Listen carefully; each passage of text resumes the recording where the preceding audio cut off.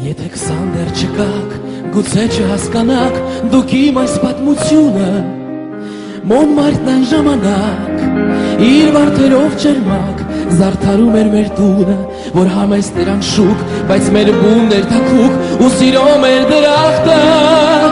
Ես նկարիչ էի, որ փնտրում էր բախտը, իսկ դու բնորդուի, դա բոհեմն էր, մեր բոհեմը, երջանկության օրերը մեր, դա բոհեմն էր,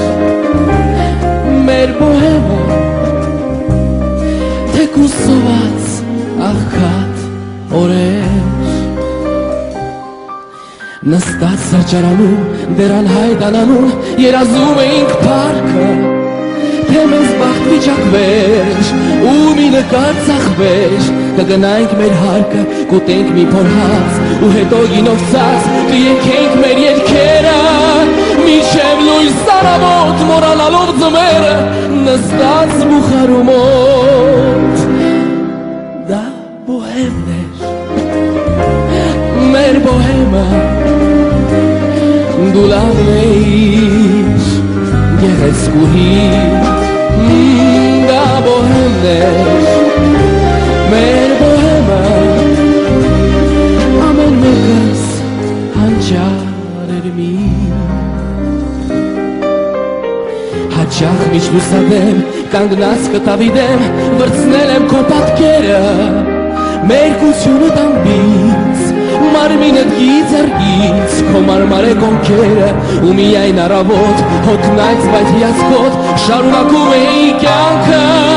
մի բաժակ սուրճ խմում ու սիրում մեր տկնանքը, և սերը մեր սրտում, դա բոհեմն էր, մեր բոհեմը, զուրկել էինք 20 տարեկան, դա բոհեմն էր, մեր բոհեմը, հեշտ էր ապրել օդով միայն, պատահում եմ երդ, երբ գնում եմ ես ետ, անցալի մեր վայրերը, նույնը չէ ոչ մի բան, այն տեղերը չկան, որ ծնվել են մեր սերը, ձեղնահարկը գողտրիկ, մեր սանդուկը նեղլիկ, և իմ արվեստանոցը, օդը խուր է այնքան, Մոնմարտի մեր փողոցը,